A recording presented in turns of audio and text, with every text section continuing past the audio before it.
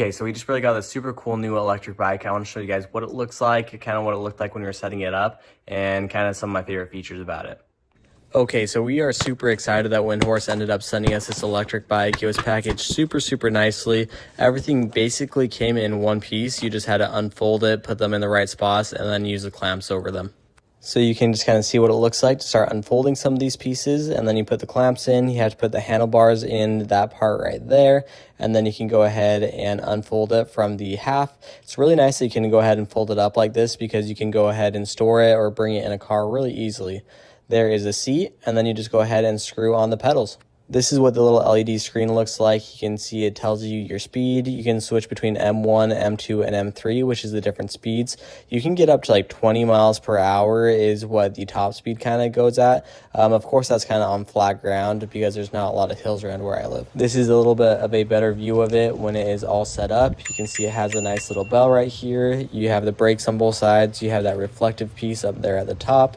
You have all the brake lines right there. You have a little light in case you're driving at nighttime, which is very convenient. You have a kickstand, the battery.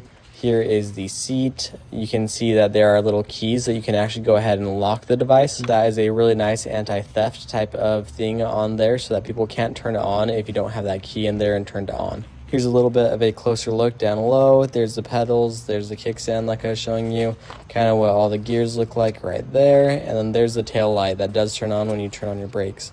So here's another look at the front monitor right here. You can see that there's the 4 out of 5 battery life bars there, so you can see exactly where you're going. If I click that twice like that, I can turn on the headlights. You see the little icon turn on there, and then you can see this will go ahead and bright up your path, and it actually works really well. These are some of those little places that I was telling you about that you kind of go ahead and just ratchet and tighten it down.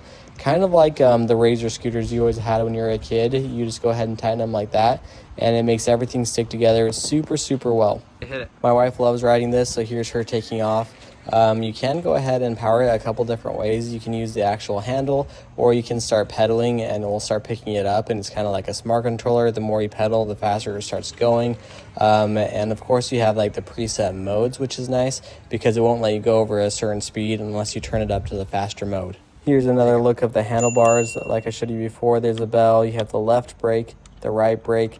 And then if you come and look at this again, you can actually hold it down. And if you do hold it down for a minute, it will go ahead and switch through a bunch of different data that I can tell you. So it tells you like how far you went, a couple of different information pieces just like that.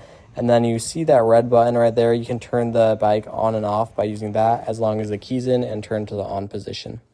Here's a little bit of a look of how it kind of picks up on how much you're pedaling, and it kind of speeds up or slows down, stops moving if you stop pedaling.